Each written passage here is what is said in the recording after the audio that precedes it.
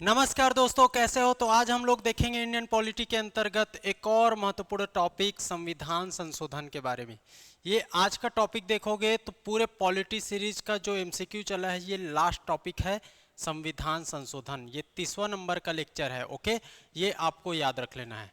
और इससे संबंधित 29 लेक्चर इसमें डल चुका है जो हमारे प्लेलिस्ट में बना हुआ है, लेक्चर 1 2 3 4 करके पूरा टॉपिक को शुरू से लेकर हम लोगों ने लास्ट तक इसको कवर किया है। संविधान संशोधन ये लास्ट टॉपिक आज रहेगा। संविधान संशोधन से संबंधित देखिए बहुत सारे संविधान संशोधन हुए हैं, जिसमें प्रमुख प्रमुख जो संविधान संशोधन है उसको यहाँ पर डील करेंगे। साथ ही साथ संविधान संशोधन से संबंधित प्रमुख जो फैक्ट है उसको मैं बताऊंगा, उससे संबंधित बहुमत के बारे में बताऊंगा, सब क्लियर कर दूंगा। ठीक है, तो इससे प्रीवियस ये जो लेक्चर है उसको देखना चाहते हो तो आप जाइए प्लेलिस्ट में, वहां पर देखिए और पूरा एक बार देखिए। आपको मैं गारंटी दे रहा हूं यहां से बाहर क्वेश्चन नहीं आएगा। दूसरा चीज, आपको बुक भी पढ़ने की जरूरत नहीं है। इसका पीडीएफ जो 30 लेक्चर तक का पीडीएफ पूरा एक्सप्लेनेशन के साथ, आंसर के साथ पूरा टेलीग्राम में बना हुआ है, टेलीग्राम में डला हुआ है। ठीक है, टेलीग्राम में हम लोग शेयर कर चुके हैं, तो उसको जाइए डाउनलोड कर लीजिए, रिवाइज कीजिए, 1 से 2 बार पूरे लेक्चर को कंप्लीट रूप से देखिए, खत्म हो जाएगा। ठीक है, चलिए शुरू करते हैं। संविधान संशोधन ये लास्ट टॉपिक रहेगा पॉलिटी सीरीज का। ये आप लोग को पूरा देखना है, आपके प्रीलिम्स व्यापम सब इसमें कवर होगा, क्योंकि आज के जो ट्रेंड के हिसाब से हम लोगों ने एमसीक्यू प्लस थ्योरी का जो कॉन्सेप्ट है उसके थ्रू हम लोगों ने इसको कवर किया है। देखिए मैं पहले क्या करा रहा हूँ, थ्योरी करा रहा हूँ, उसके बाद एमसीक्यू करा रहा हूँ, उसमें और डिटेल बता रहा हूँ। इस तरीके से मैंने पूरी तरीके से इसको कवर किया है। अब यहाँ पर देखिए संविधान संशोधन, प्रमुख संविधान संशोधन को देखिए, मैं इसमें ब्लर आता है, मेरे को आंख चमकता है, तो मैं यहाँ से एक्सप्लेन कर रहा हूँ, आप लोग को समझना है। पहला संविधान संशोधन पूरा याद करना है ना, महत्वपूर्ण प्रमुख संविधान संशोधन, इसको याद कर लिए। आने वाला सब क्वेश्चन है वो यहीं से बन जाएगा, पूरा याद करना है। ठीक है, पहला संविधान संशोधन देखोगे तो 1951 में याद रख लेना हुआ, और उसमें जोड़ा गया 9वीं अनुसूची को। ठीक है, 9 शेड्यूल जो संविधान में 12 शेड्यूल बताए गए हैं उसमें 9 शेड्यूल को आपका पहला संविधान संशोधन 1951 के द्वारा जोड़ा गया, इसको जानना है, जिसमें भूमि सुधार के बारे में बात किया गया है। ओके, ये जानना है। उसके बाद प्रमुख संशोधन के रूप में हम लोग 10वां संविधान संशोधन को देख लेते हैं। 10वां संविधान संशोधन हुआ 1961 में, जिसमें देखोगे तो दादर और नागर हवेली को भारत का अंग बनाया गया। इस संविधान संशोधन के थ्रू दादर और नागर हवेली को भारत का अंग माना गया, 10वां संविधान संशोधन। इसके बाद आप देखिए 12वां संविधान संशोधन 1962, 12वां संविधान संशोधन 1962 में गोवा और दमन दीव, गोवा और दमन दीव को भारत का अंग बनाया गया। ये भारत में नहीं था, पहले पुर्तगालियों के कब्जे में था, ये सब याद रख लेना। फिर 14 नंबर का संविधान संशोधन हुआ 1962 में ही, और उसमें पांडिचेरी को, पांडिचेरी जो पुडुचेरी है आज का, पुडुचेरी को भारत का अंग बनाया गया। तो 3 भारत के अंग बने, याद रख लेना। दादर नागर हवेली 1961 के 10वां संविधान संशोधन में, उसके बाद 12वां संविधान संशोधन 1962 में गोवा दमन दीव, फिर पुडुचेरी 14 नंबर का संविधान संशोधन 1962 में, ये भारत का अंग बना, ये याद रख लेना। उसके बाद सीधा याद रखिए 24वां नंबर का संविधान संशोधन 1971 में हुआ, और इसमें संसद को मौलिक अधिकार सहित संविधान के किसी भी भाग में संशोधन करने का अधिकार प्राप्त हुआ। 24वां संविधान संशोधन बहुत इंपॉर्टेंट है, मौलिक अधिकार फंडामेंटल राइट्स में संसद को संशोधन अमेंडमेंट करने का पावर मिला इस कॉन्स्टिट्यूशनल अमेंडमेंट से, ये आपको याद रख लेना है। इसके बाद प्रमुख अमेंडमेंट के रूप में 31वां नंबर का अमेंडमेंट को याद रख लेना है, कॉन्स्टिट्यूशनल अमेंडमेंट 1971।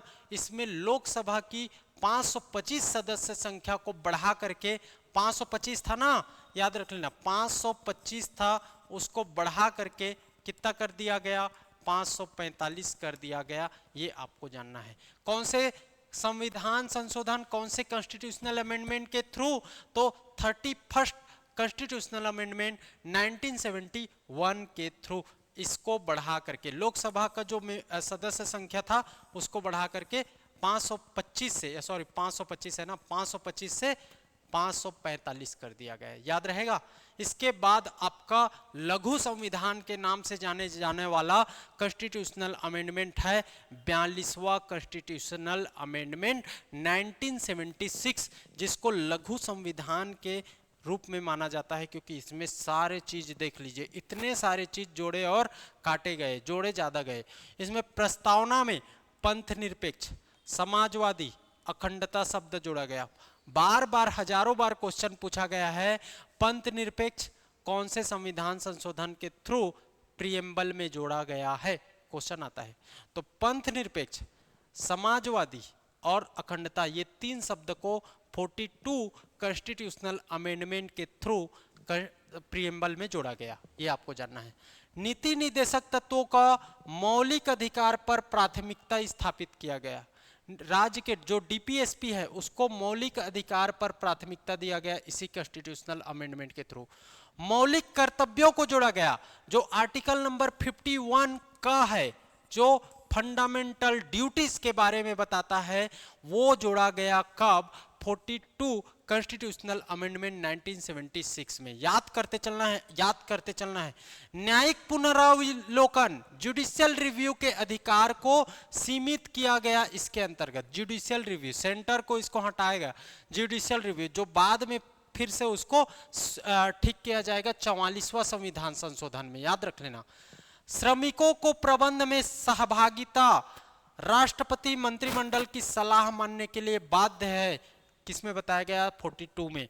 गणपूर्ति व्यवस्था को खत्म कर दिया गया, जो गणपूर्ति कोरम होता है ना, संसद की कोरम 1/10 उपस्थित होना है तभी वो मीटिंग आगे बढ़ पाएगा, उसको खत्म कर दिया गया। हम एक लोग में भी कर सकते हैं ऐसा, ये गलत था जो 42 कॉन्स्टिट्यूशनल अमेंडमेंट 1976 में ये किया गया था।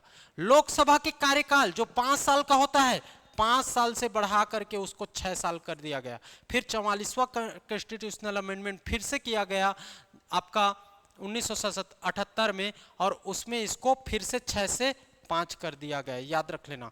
मतलब लोकसभा के कार्यकाल को बढ़ा दिया गया था, फिर बाद में उसको सुधारा गया 44वां संविधान संशोधन में, याद रख लेना। संविधान संशोधन को न्यायालय में चुनौती नहीं दिया जा सकता, इसके लिए भी ये अमेंडमेंट कर दिए थे। जो कॉन्स्टिट्यूशनल अमेंडमेंट कर दिए वो न्यायालय में सुनवाई नहीं हो सकता, ये एकदम गलत है भाई। गलत कर दोगे तो उसका न्यायालय में सुनवाई नहीं होगा, क्या हो सकता है।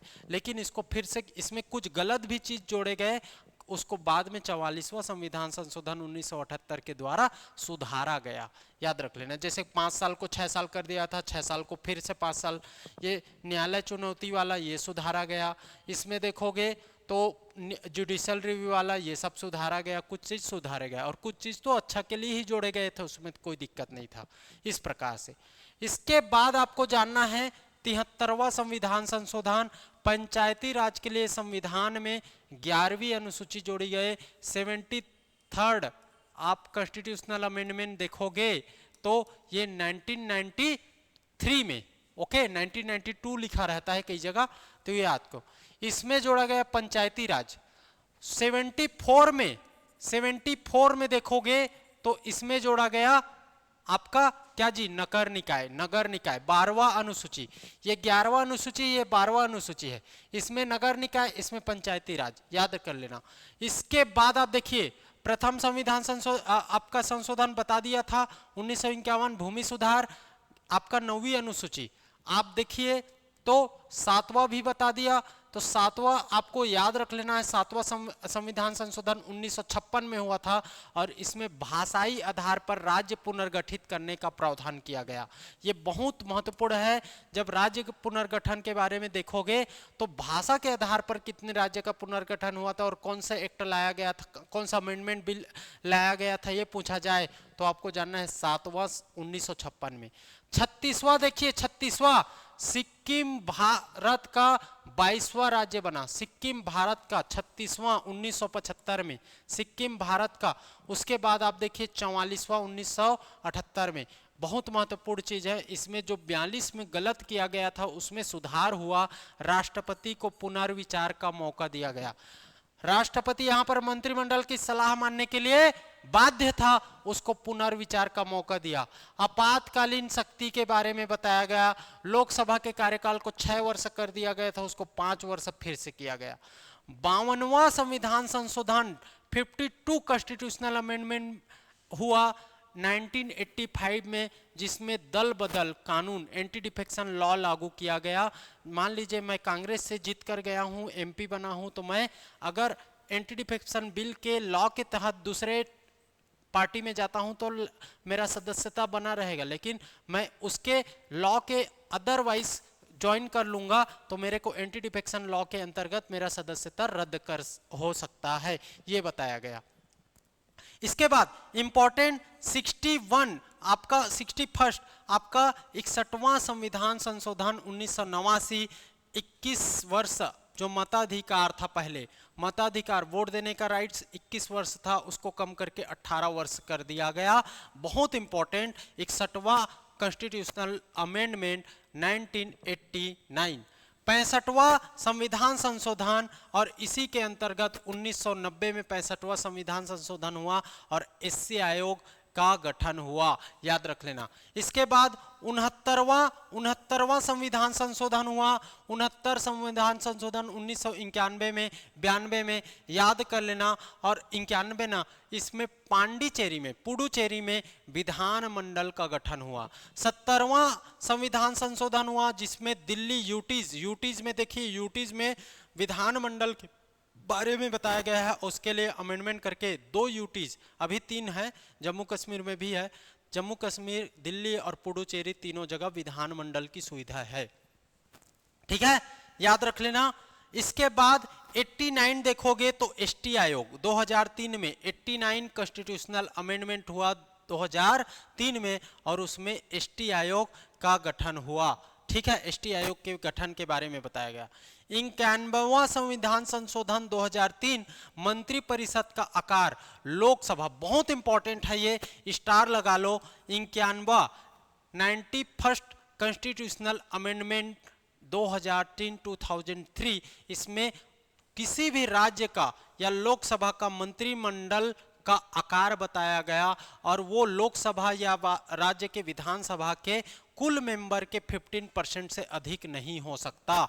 मान लीजिए यहाँ 90 मंत्री है तो 90 का 15% से अधिक, 90 सीट है, विधानसभा सीट 90 सीट है छत्तीसगढ़ में, तो छत्तीसगढ़ में 90 विधानसभा सीट है तो उसका 15% से अधिक मंत्री नहीं बनाए जा सकते। इसके बारे में किसमें बताया गया?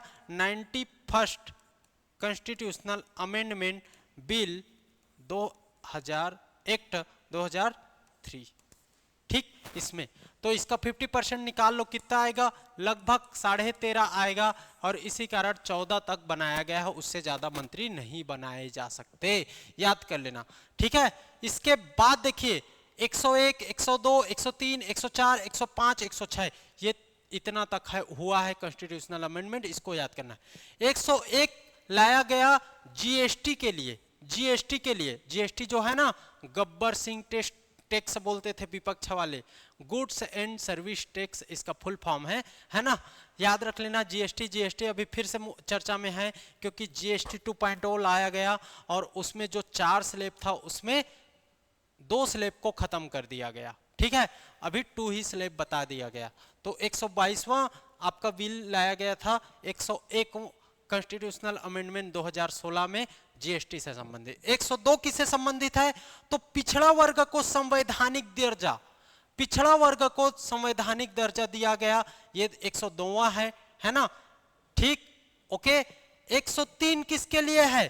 तो ईडब्ल्यूएस, ईडब्ल्यूएस को जो रिजर्वेशन मिल रहा है, economic weaker section, EWS, EWS के लिए 103 कॉन्स्टिट्यूशनल अमेंडमेंट 2019 याद कर लेना। इसको 10% ईडब्ल्यूएस को रिजर्वेशन मिल रहा है इकोनॉमिक आधार पर, आर्थिक आधार पर, उसके लिए है। 104 देखोगे तो 104 में जो एंग्लो इंडियन का कॉन्सेप्ट था विधानसभा, विधानमंडल में और लोकसभा में, उस एंग्लो इंडियन के कॉन्सेप्ट को खत्म कर दिया गया इस कॉन्स्टिट्यूशनल अमेंडमेंट के थ्रू, याद रख लेना। और जो SC ST का रिजर्वेशन है उसको 10 वर्ष के लिए और बढ़ा दिया गया, 2020 से बढ़ा करके 2030 तक वो लागू रहेगा, ये बता दिया गया। 104 कॉन्स्टिट्यूशनल अमेंडमेंट, ठीक, 2020 में।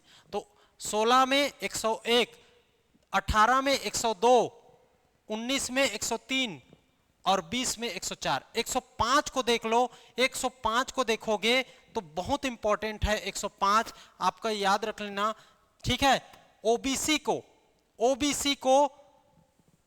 राज्यों को ओबीसी सूची बनाने का अधिकार दिया गया। 105वां कॉन्स्टिट्यूशनल अमेंडमेंट कब लाया गया? 2021 में, और राज्य को भी ओबीसी सूची बनाने का अधिकार दिया गया। और अभी लेटेस्ट, सबसे लेटेस्ट है 106वां कॉन्स्टिट्यूशनल अमेंडमेंट 2023, लोकसभा और विधानसभा एवं राष्ट्रीय राजधानी क्षेत्र मतलब दिल्ली, नई दिल्ली की विधानसभा में महिला, लोकसभा में भी विधानसभा महिला बिल लाया गया था ना, महिला रिजर्वेशन के लिए। तो 1/3 सीट किनके लिए रिजर्व रहेगा? लोकसभा में महिलाओं के लिए रिजर्व रहेगा, सभी विधानसभा में। और जो एनसीटी दिल्ली, वहां के विधानसभा में भी क्या रहेगा? महिलाओं के लिए रिजर्वेशन। तो ये बहुत ही एक गेम चेंजर, आपका मास्टर स्ट्रोक बोल सकते हो, महिलाओं को अधिकार देना। पहले लोकसभा में 1/3 महिलाओं के लिए रिजर्वेशन नहीं था, अब 2023 से ये रिजर्वेशन है, याद कर लेना, ठीक है। ये लेकिन कब से लागू होगा इसके संबंध में आपको विचार करना पड़ेगा, ठीक, ये लाया गया है। ओके, चलिए देखते हैं। अब इतने को हम लोग को याद कर लेते हैं तो बाकी चीज तो ऐसे ही बन जाएगा। यहाँ से क्वेश्चन ही बनता है संविधान संशोधन से संबंधित। देखिए क्वेश्चन, एक महत्वपूर्ण क्वेश्चन लाया हूं आप लोग के लिए, महत्वपूर्ण क्वेश्चन है आप लोग के लिए। देखिए, संवैधानिक संशोधन प्रक्रिया के संदर्भ में कौन सा सुमेलित नहीं है? पीएससी प्रीलिम्स 2017 में पूछा गया क्वेश्चन है, ये आपको जानना है, ठीक है। 2017 का क्वेश्चन है, संवैधानिक संशोधन प्रक्रिया के संदर्भ में सुमेलित नहीं है, ये बताना है, सुमेलित नहीं है। केंद्र और राज्य की कार्यपालिका शक्ति का विस्तार, इसके बाद सर्वोच्च और उच्च न्यायालय, संवैधानिक संशोधन प्रक्रिया के अंतर्गत बताना है, ठीक है। इसके बाद आप देखोगे तो देखिए इसके अंतर्गत सुमेलित नहीं है, तो ये तो है, संशोधन कर सकते हैं इसमें, सर्वोच्च न्यायालय इसमें भी कर सकते हैं। इसके बाद राष्ट्रपति के निर्वाचन, इसमें भी हो सकता है। राष्ट्रपति की योग्यता में कोई संशोधन नहीं हो सकता, ये सुमेलित नहीं है। संवैधानिक संशोधन प्रक्रिया में ये सुमेलित नहीं है। पद एवं शर्त के बारे में कोई नहीं, मतलब संशोधन, ये सुमेलित नहीं है। कार्यकाल को भी कम ज्यादा, इसमें भी सुमेलित नहीं है। बाकी केंद्र राज्य मध्य ये हो सकता है, इसमें भी संशोधन हो सकता है, ये तीनों में नहीं हो सकता। तो आंसर हो जाएगा 4, 5, 6, ये आपको लेना है। और ये हो जाएगा 4, 5, 6, D is the right answer, D is the right answer. बाकी में संशोधन प्रक्रिया में वो शामिल होता है, ये तीनों शामिल नहीं है, ठीक है, ये आपको जानना है, ठीक। नेक्स्ट क्वेश्चन देखेंगे तो which constitutional amendment act of India is related to the settlement of India Bangladesh border dispute, ये बहुत इंपॉर्टेंट है। इसका आंसर क्या हो जाएगा सर? इसका आंसर हो जाएगा आपका सी, 100वां संविधान संशोधन। 101 से देखे थे, 101 जीएसटी, 2 देखे थे, 3 देखे, 4, 5, ऐसा करके आपको 100वां भी बता देता हूँ। ये आपका जो इंडिया बांग्लादेश बॉर्डर है, डिस्प्यूट है, उससे संबंधित है। और इस एक्ट को क्यों लाया गया था देख लीजिए, क्योंकि जब बॉर्डर में डिस्प्यूट चला तो इस एक्ट के थ्रू भारत और बांग्लादेश मध्य क्षेत्रों का हस्तांतरण, 100वां संविधान संशोधन हुआ। और इस संविधान संशोधन के अंतर्गत देखोगे तो भारत के 4 राज्यों के भूभाग, 4 राज्यों से लगा हुआ कुछ क्षेत्र, जिसमें 111 क्षेत्र आते थे, 111 क्षेत्र आते थे, बांग्लादेश को दिया गया। और बांग्लादेश के अंतर्गत 51 क्षेत्र जो आते थे वो भारत को मिला। मतलब ये देखोगे तो ये 51 बांग्लादेश वाले इंडिया में आए, 111 कुछ क्षेत्र को बांग्लादेश को दिया गया। इस तरीके से ये कौन से संविधान संशोधन के तहत दिया गया? 100वां संविधान संशोधन के, और दोनों के बीच में जो संघर्ष चल रहा था, विवाद था, उसको सुलझा लिया गया। याद रख लेना, ठीक है। और 101 कौन सा है? जीएसटी। चलिए नेक्स्ट क्वेश्चन देख लेते हैं। नेक्स्ट क्वेश्चन हो जाएगा इसका, भारतीय संविधान में संशोधन की प्रक्रिया के विषय में सही क्या है? What is true about the process of amendment in the Indian Constitution? इसका आंसर क्या हो जाएगा? तो देखिए इसका आंसर होना है आपका, संशोधन विधेयक केवल लोकसभा में प्रस्तावित किया जाता है। केवल नहीं, लोकसभा में प्रस्तावित नहीं किया जाता, किसी भी आप लोकसभा या राज्यसभा किसी भी सदन में ला सकते हो। संशोधन विधेयक केवल राज्यसभा में, ये भी गलत है, ठीक है, लोकसभा या राज्यसभा दोनों में। संशोधन विधेयक संसद के किसी भी सदन में, ये सही है, एकदम सही है। गत्यारोध की स्थिति में राष्ट्रपति संसद का संयुक्त अधिवेशन बुला सकता है, एकदम सही है, ज्वाइंट सेशन बुलाता है। दो आपके साधारण विधेयक के मामले में याद रखना, धन विधेयक के मामले में और संविधान संशोधन के मामले में नहीं बुला सकता, बाकी सब मामले में बुला सकता है ज्वाइंट सेशन, ठीक है। राष्ट्रपति संशोधन विधेयक पर स्वीकृति देने से इनकार कर सकता है, संशोधन विधेयक में नहीं कर सकता, संशोधन विधेयक में नहीं कर सकता, ये गलत हो जाएगा। राज्यसभा संशोधन विधेयक को स्वीकृति देने से इनकार नहीं कर सकता, इनकार नहीं कर सकता है, कर सकता है। ये दोनों सदनों के मध्य विवाद का समाधान बहुमत से होगा, तो ये भी गलत है। विधेयक पर राष्ट्रपति का हस्ताक्षर आवश्यक है, एकदम सही। तो सही कथन में देखोगे तो ये 3 हो रहा है, बाकी सब गलत है। तो इसका आंसर कौन कौन सा हो जा रहा है? 3, 4 और 7। 3, 4, 7 किसमें है? C is the right answer. C is the right answer 2015 में पूछा गया क्वेश्चन, देख लीजिए, बहुत महत्वपूर्ण क्वेश्चन है। अब नेक्स्ट क्वेश्चन देख लेते हैं, आप लोग के सामने है नेक्स्ट क्वेश्चन। देखिए इसका आंसर क्या होगा? तो नागरिकता से संबंधित क्या है, मौलिक अधिकार से संबंधित क्या है, राष्ट्रपति के निर्वाचन से और उसके बहुमत के बारे में बताया गया है। तो देखो नागरिकता से संबंधित देखोगे तो इसके बारे में कोई प्रावधान नहीं दिया गया है, बहुमत के बारे में कोई प्रावधान नहीं किया गया है, तो एक कब भी हो जाएगा। मौलिक अधिकार से संबंधित देखोगे तो मौलिक अधिकार में, मौलिक अधिकार को बेसिक स्ट्रक्चर के रूप में माना जाता है, याद रखिएगा। जो फंडामेंटल राइट्स है उसके जो प्रोविजंस हैं उसको लगभग बेसिक स्ट्रक्चर जैसा माना जाता है, और बेसिक स्ट्रक्चर को चेंज करना बहुत ज़्यादा मुश्किल होता है, उसको तो कर ही नहीं पाते, लेकिन कुछ चीज को कर सकते हैं मौलिक अधिकार में, क्योंकि संशोधन का अधिकार है जो बेसिक स्ट्रक्चर को ना छूता हो ऐसे फंडामेंटल राइट्स को। तो इस कारण ये सबसे अधिक आपका कठिन हो जाता है। इस कारण 2/3 बहुमत और आधे से अधिक राज्यों का अनुसमर्थन चाहिए जब फंडामेंटल राइट्स में अमेंड करना है। बेसिक स्ट्रक्चर को तो कर ही नहीं सकते, ठीक है। राष्ट्रपति के निर्वाचन से संबंधित उपबंध देखोगे तो इसका आंसर हो जाएगा 2/3 राष्ट्रपति के निर्वाचन। किसका? कुल का ना, कुल का। अगर राष्ट्रपति को रिमूव करना है तो कुल का 2/3, इंपीचमेंट लाना है तो कुल का 2/3 आपका करना है, प्रेजेंट एंड वोट का नहीं, कुल का ना। गणतंत्रीय स्वरूप से संबंधित उपबंध करना है तो ये तो मेजोरिटी से, सिंपल मेजोरिटी से हो जाएगा, ये आंसर होगा। तो एक का बी, एक का बी, एक का दो, D is the right answer. एक का 2 D is the right answer. Food inspector 2017 में पूछा गया क्वेश्चन। ओके, समझ आया? मजेदार है कि नहीं? एकदम मजेदार, ठीक। मेजोरिटी और कॉन्स्टिट्यूशनल अमेंडमेंट दो ही चीज देखेंगे।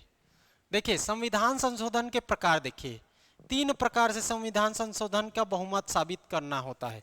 संविधान संशोधन के लिए 3 प्रकार से बहुमत साबित करना पड़ता है। कौन कौन सा देख लेते हैं यहां पर भाई। देखिए यहां पर समझना है, एक सामान्य बहुमत से, संसद में सामान्य बहुमत, एक संसद के दोनों सदनों में अलग अलग विशेष बहुमत, अलग अलग विशेष बहुमत, और एक होता है विशेष बहुमत प्लस कुल राज्यों में आधे राज्य की अनुमति, मतलब 28 राज्य है, 14 राज्य की अनुमति जरूरी है। अगर 14 राज्य की अनुमति नहीं हो पाता है तो ये नहीं लागू हो पाएगा, वो अमेंड नहीं हो पाएगा। सामान्य बहुमत क्या बोलता है, इसको समझते हैं। विशेष बहुमत क्या बोलता है, इसको समझते हैं। और विशेष प्लस कुल राज्य का आधा अनुमति, ये क्या बोलता है, इसको समझते हैं। ये बहुमत के बारे में 3 प्रकार का मेजॉरिटी साबित करना होता है। साधारण बहुमत से तात्पर्य है सदन में उपस्थित और मतदान करने वाले आधे से अधिक के बहुमत से। मान लीजिए एग्जाम्पल बताऊं, 100 सीट है, 100 सीट में 90 लोग उस दिन प्रेजेंट हुए, तो 90 का आधे से अधिक 45, ना कि 100 का आधा। तो प्रेजेंट इन वोट, 90 लोग प्रेजेंट रहे और 90 लोगों ने वोट किया, तो उसका आधा से अधिक कितना हो जाएगा, 46 लोग। ये आंसर है, ये बोलना चाह रहा है। और ये कुल का आधा बोला जाए तो इसके लिए 51 चाहिए, तो 51 नहीं बोल रहा है, ये 46 को बोल रहा है। प्रेजेंट इन वोट का आधे से अधिक, ये सिंपल मेजॉरिटी है। और ये इफेक्टिव मेजॉरिटी है, प्रभावी मेजॉरिटी, ठीक है, याद रख लेना। तो इसको जानना है। अब देखिए साधारण बहुमत से क्या क्या में संशोधन हो सकता है, कौन कौन से क्षेत्र में संशोधन हो सकता है।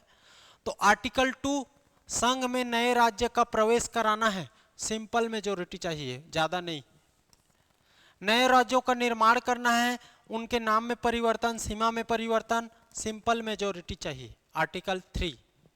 नागरिकता से संबंधित प्रावधान आर्टिकल 11 में बताया गया, लेकिन इसके बारे में विशेष ज्यादा जानकारी नहीं मिलती, सिंपल मेजॉरिटी। राज्यों में विधान परिषद का सृजन या समापन करना है, किसी राज्य में विधानसभा लागू करना है या खत्म करना है, सिंपल मेजॉरिटी चाहिए, अनुच्छेद 169। राष्ट्रपति, उपराष्ट्रपति, न्यायाधीश आदि के वेतन भत्ता, अनुसूची 2 में इसका उल्लेख है वेतन भत्ता के बारे में, तो इसमें सिंपल मेजॉरिटी। पहला, 5वां, 6वां, 8वां, ये सब अनुसूची में अमेंडमेंट करना है, सिंपल मेजॉरिटी चाहिए। पहली अनुसूची में सिंपल मेजॉरिटी, 5वां में सिंपल मेजॉरिटी, इस तरीके। विशेष बहुमत को समझना है, स्पेशल मेजॉरिटी को समझना है। स्पेशल मेजॉरिटी सदन की कुल सदस्य संख्या के बहुमत तथा, एक तो होता है कुल सदस्य संख्या का बहुमत क्या हो गया, मतलब 100 है तो 100 का बहुमत कितना हो जाएगा, 51, एक हो गया, ठीक है। कुल सदस्य संख्या के बहुमत प्लस एक कंडीशन एक हो गया, बहुमत तथा उपस्थित और मतदान करने वाले सदस्यों का 2/3। मान लीजिए 100 का 51 चाहिए ही चाहिए, पहला कंडीशन। दूसरा कंडीशन बोल रहा है इस 100 में मान लीजिए 90 लोग प्रेजेंट हुए और 90 लोग मतदान किए, तो 90 का 2/3 मतलब 60 लोग। 2/3 कितना होगा, 90 का 2/3 60 लोग होगा। तो ये दोनों कंडीशन को सेटिस्फाई करता है तब जाके ये पास होगा, नहीं तो पास नहीं होगा। इसको 51 से ऊपर भी चाहिए और 60 से ऊपर। मान लीजिए 51 वाला सेटिस्फाई कर लेता है, लेकिन ये 60 वाला सेटिस्फाई नहीं कर रहा है, तो ये फेल हो जाएगा। यह है स्पेशल मेजॉरिटी। दोनों कंडीशन को फुलफिल करना है तब जाके इसमें अमेंडमेंट होगा। ओके, याद रख लेना। इस विशेष बहुमत से संशोधित किए जाने वाले प्रमुख उपबंध कौन कौन से हैं, तो डीपीएसपी में जब संशोधन करना है तो ये दोनों कंडीशन वाला होगा। मूल कर्तव्य फंडामेंटल ड्यूटीज में आपका अमेंडमेंट लाना है तो ये वाला दोनों कंडीशन को फुलफिल करना पड़ेगा। बात समझ आ रही ना। अगर इसको कर लेता है लेकिन इसको नहीं कर पा रहा है तो फेल, इसको कर लेता है इसको कर लेगा तो ये तो अपने आप फुलफिल हो जाता है, ठीक है। लेकिन किसी कंडीशन में ये फुलफिल हो गए, ये नहीं होता है तो दिक्कत हो जाएगा। बात समझ रहे हो। तो दोनों कंडीशन में दोनों को सेटिस्फाई फुलफिल करना पड़ेगा, सदन में सेटिस्फाई करना पड़ेगा, दोनों बहुमत प्राप्त करना पड़ेगा। ये है स्पेशल मेजॉरिटी। अब स्पेशल मेजॉरिटी के साथ में और क्या जोड़ दिया कि आधे राज्य है ना, स्टेट्स का भी अप्रूवल चाहिए। कितने? तो टोटल जितने राज्य है उसमें से आधे राज्य का। अब ये कौन कौन सा सब्जेक्ट है जिसमें इतना बड़ा डिसीजन लेना पड़ रहा है? तो अब समझिए, संविधान संशोधन के लिए संसद के प्रत्येक सदन के विशेष बहुमत के साथ, विशेष बहुमत क्या है? ए वाला, और इसके साथ में क्या चाहिए? आधे राज्यों का अप्रूवल। तो विशेष बहुमत क्या होता है समझ चुके। अब इसमें आधे राज्य का, उसमें क्या चाहिए? बहुमत चाहिए। इसके अंतर्गत क्या क्या? तो राष्ट्रपति के निर्वाचन की रीति, प्रोसेस में चेंजेस लाना है, तो ये वाला चाहिए। संघ की कार्यपालिका, राज्य की कार्यपालिका की शक्ति का विस्तार करना है, ये वाला चाहिए। संघ की न्यायपालिका, राज्य के उच्च न्यायालय, ये सब में चेंजेस लाना है, ये वाला चाहिए।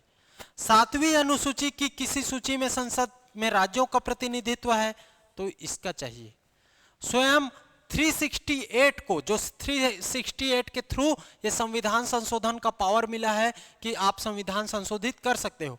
अगर 368 को ही अमेंडमेंट किया जाए, उसमें जो प्रोविजंस है उसमें चेंजेस लाना है, तो ये वाला चाहिए।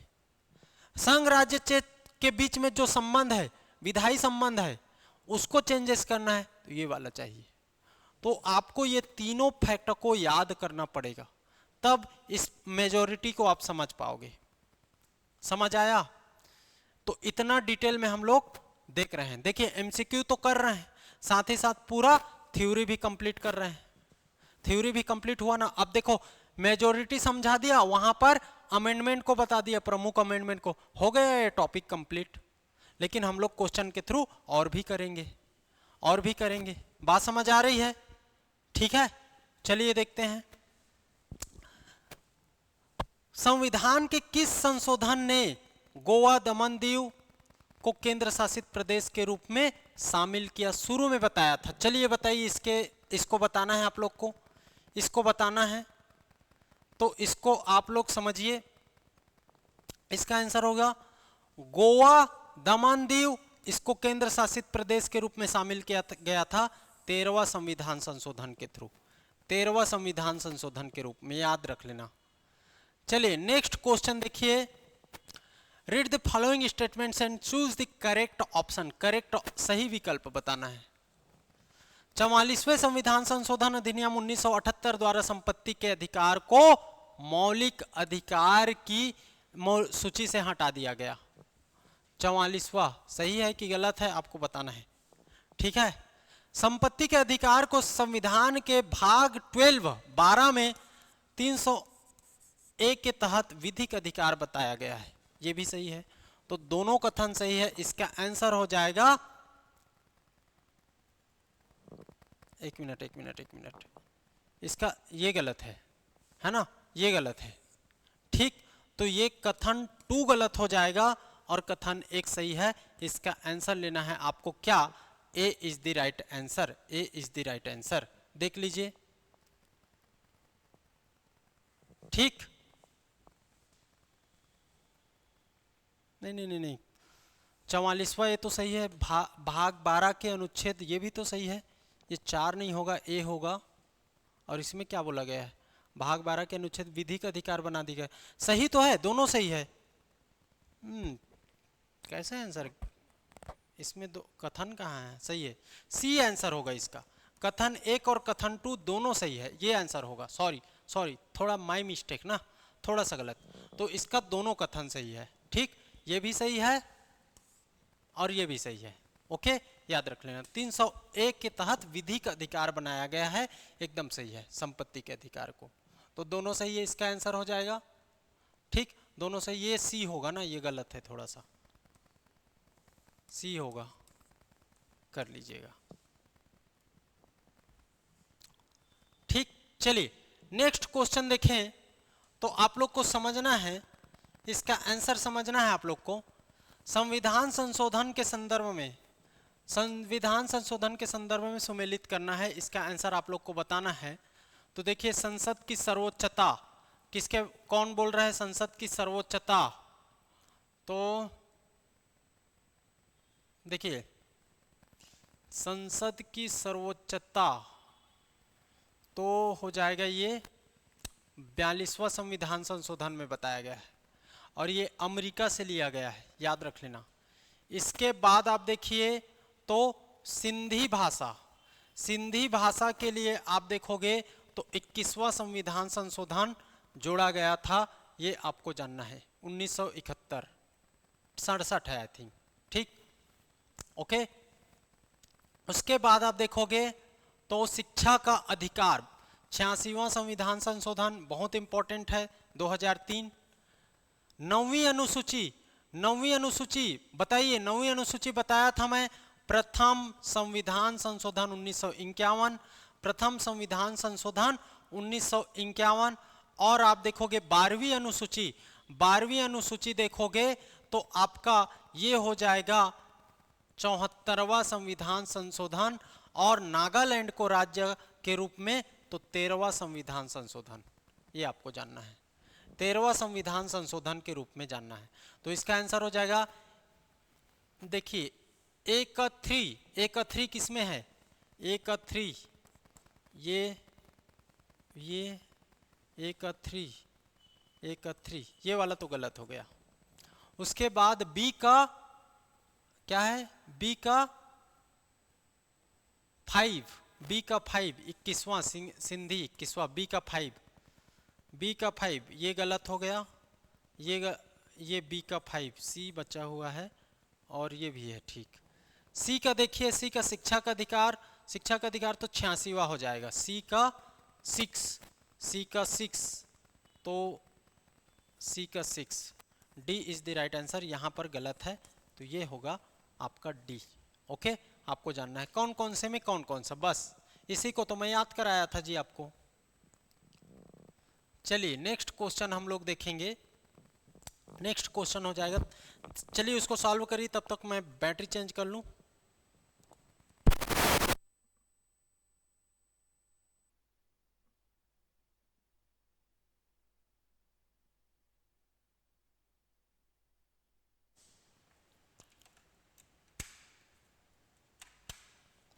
चलिए हो गया, नहीं तो आवाज चली जाती है ना। संविधान, भारत के संविधान के अनुच्छेद 368 के संबंध में कौन सा कथन सत्य है?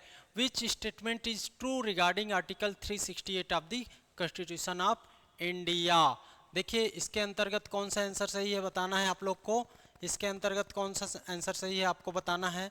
तो चलिए देखते हैं, देखिए 24वें संविधान संशोधन 1971 के द्वारा 368 संशोधित किया गया था, 101वें संविधान संशोधन 368 संशोधित किया गया था, तो ये तो गलत है ना। हो जाएगा पहला सही, नहीं नहीं नहीं नहीं, इसका आंसर हो जाएगा 101 संविधान संशोधन, ये तो जीएसटी से संबंधित है, जीएसटी से संबंधित है, तो जीएसटी भी तो 368 अनुच्छेद 388 संशोधित किया गया था जीएसटी। अच्छा हाँ, तो इसका आंसर दोनों सही, 388 है ना, 68 सोच रहा था, ये सही है, ये सही है, दोनों सही है, याद कर लेना, C is the right answer, C is the right answer, याद रख लेना, C is the right answer, okay. 368 ही है वो, ठीक, क्या है 368, वहाँ टाइपिंग मिस्टेक। 24वां संविधान संशोधन 1971 368 संशोधित किया गया था, जिसके तहत संसद को संविधान के संशोधन करने की शक्ति मिली थी।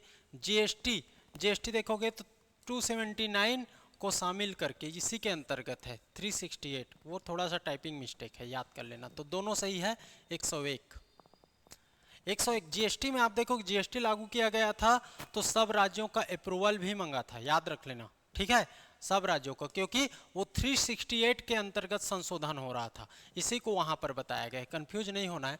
What is true about the constitutional amendment process? Constitutional amendment process के अंतर्गत आपका क्या आता है देख लेते हैं। तो इसमें विधेयक संसद के प्रत्येक सदन में उस सदन की कुल सदस्य संख्या के बहुमत द्वारा तथा उस सदन के उपस्थित, देखिए कुल सदस्य विशेष मतलब ये स्पेशल मेजोरिटी को बता रहा है, स्पेशल मेजोरिटी को बता रहा है, ये आपको जानना है ना, कम से कम 2/3 बहुमत द्वारा पारित होना चाहिए। तो संविधान संशोधन की प्रक्रिया के विषय में बताना है, तो एकदम सही है। विधेयक संसद के प्रत्येक सदन में उस सदन की तत्समय संख्या के बहुमत द्वारा तथा उस उपस्थित एवं, ये गलत हो जाएगा, तो ये कुल रहेगा ना, कुल। तत्समय मतलब वहां पर उस समय उपस्थित, ये सदस्य संख्या नहीं रहेगा, कुल सदस्य संख्या के बहुमत द्वारा। तो याद कर लेना, एक सही होगा, दूसरा गलत है। इसका आंसर लेना है, मेजॉरिटी से संबंधित क्वेश्चन है, फूड इंस्पेक्टर में आया हुआ क्वेश्चन। विशेष बहुमत देख लीजिए, जब किसी विधेयक को पारित करने के लिए उपस्थित और मतदान करने वाले के सदस्यों की 2/3 जो कुल सदस्य संख्या के आधे से अधिक होती है, न कि तत्समय सदस्य संख्या के आधे से अधिक। तो याद रख लेना, ये हो गया प्लस कुल का 50% प्लस 1, ये है आपको जानना है। चलिए नेक्स्ट क्वेश्चन देखेंगे, तो ये आपका बहुत ही महत्वपूर्ण क्वेश्चन है। संशोधन और उससे संबंधित प्रावधान बताए गए हैं, संशोधन और उससे संबंधित प्रावधान बताए गए हैं, इसमें याद रख लेना है। ठीक, चलिए देख लेते हैं भाई। 52वां देखोगे तो 52वां है दल बदल, 1985 में हुआ था, एक ठो ऐसे ही मिला लिए। उसके बाद आप देखिए तो आपका 13वां नागालैंड वाला है, अभी बताया हूं कुछ समय पहले। देखिए 39 और 18 में आप देखोगे तो हो जाएगा राष्ट्रपति उपराष्ट्रपति वाला। राष्ट्रपति उपराष्ट्रपति प्रधानमंत्री को चुनौती नहीं दी जा सकती, ये 18वां संविधान संशोधन बताएगा। 39वां देखोगे तो राज्य को पुनर्भाषित किया गया है, याद रख लेना। तो ये हो गया आपका, कौन सा हो जाएगा इसका, एक मिनट रुको रुको रुको रुको रुको, एक मिनट ना, एक का ए, ये तो सही है, सही तो किया था जी। 52वां दल बदल और 13वां नागालैंड। अब मिला लेते हैं, एक का ए और 4 का बी, 4 का बी, ये भी सही है, ये तो सही है। सी का 2, हाँ ठीक तो है। 18वां में मैं क्या बता दिया था जी, 18वां में इसको डी बता दिया था ना, ये थोड़ा गलत है। 18वां का सी हो जाएगा, 39वां का डी हो जाएगा, राष्ट्रपति वाला, ये रहेगा आंसर। तो D is the right answer, ये आपको जानना है। थोड़ा सा उल्टा सीधा हो गया था। ओके, चलिए नेक्स्ट क्वेश्चन हम लोग देखेंगे। नेक्स्ट क्वेश्चन हम लोग देखेंगे, the following statements and arrange them in correct chronological order. बताना है कब कब कैसे कैसे हुआ, तो इसको बताना है आप लोग को। देखिए तो देखिए, गोलकनाथवाद, केशवानंद भारतीवाद, 24वां संविधान संशोधन, 42वां। अब ये 24वां और 42वां को क्या मिलाने की जरूरत है ना, लेकिन 24वां के बाद 42वां आएगा, जान गए। तो 3 के बाद 4 आएगा, ये तो है, लेकिन बीच में 2 रहेगा कि 1 रहेगा, ये समझना है। तो इसको समझना है। गोलकनाथवाद ये पहले रहेगा, केशवानंद भारती 1973 है ना, केशवानंद भारती 1973 है, और 24वां 71 है, तो ये बीच में रहेगा 73 वाला। तो एक पहला 1 हो जाएगा, उसके बाद ये 2 हो जाएगा, फिर 3 होगा, फिर 4 होगा। तो इस तरीके से आंसर बन गया ये 1 3 2 4, 1 3 2 4, ठीक है। ए इज द राइट आंसर। देख लीजिए यहाँ पर, गोलकनाथ 67, केशवानंद 73, 24वां 71, 42वां 76। तो अगर इसको मिलाएंगे तो ये पहले आएगा 1 नंबर, दूसरा नंबर, तीसरा नंबर, चौथा नंबर, है ना। ये आपको जानना था। समझ में आया, क्लियर है, मजेदार है कि नहीं बताइए। तो एक एक को जानना है, किसके किसके। केशवानंद गोलकनाथ बनाम पंजाब राज्य 1967, केशवानंद भारती बनाम केरल राज्य 1973, 24वां संविधान संशोधन अधिनियम 1971 और 42वां संविधान संशोधन अधिनियम 1976।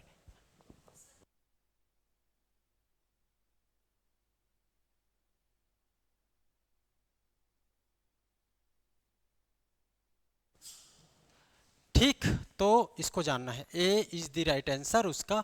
चलिए नेक्स्ट देखते हैं, भारत बांग्लादेश वाला, इसको मैं बता चुका था आपको, है ना। भारत बांग्लादेश देखिए, तो भारत बांग्लादेश 100वां संविधान संशोधन 2015 इसके लिए लाया गया था, उस डिस्प्यूट को खत्म करने के लिए। और भारत ने 51 अंतः क्षेत्रों को बांग्लादेश को हस्तांतरित किया, जबकि 111 अंतः क्षेत्रों को भारत को हस्तांतरित, ये गलत है, उल्टा बोला है। भारत ने 111 किसको दिया? बांग्लादेश को दिया। और बांग्लादेश ने 51 किसको दिया? इंडिया को दिया। उल्टा बोल रहे हैं, ये गलत हो जाएगा। इसके अंतर्गत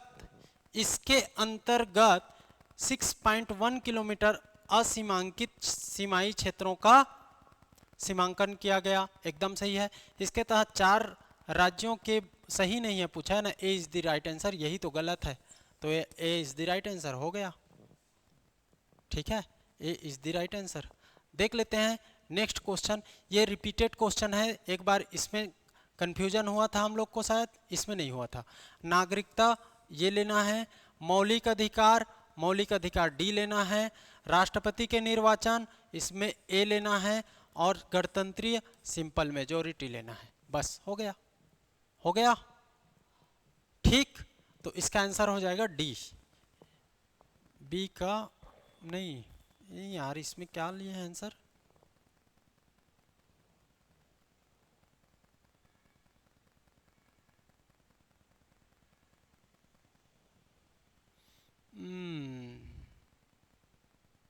यहां पर गलत हुआ है जी, सॉरी।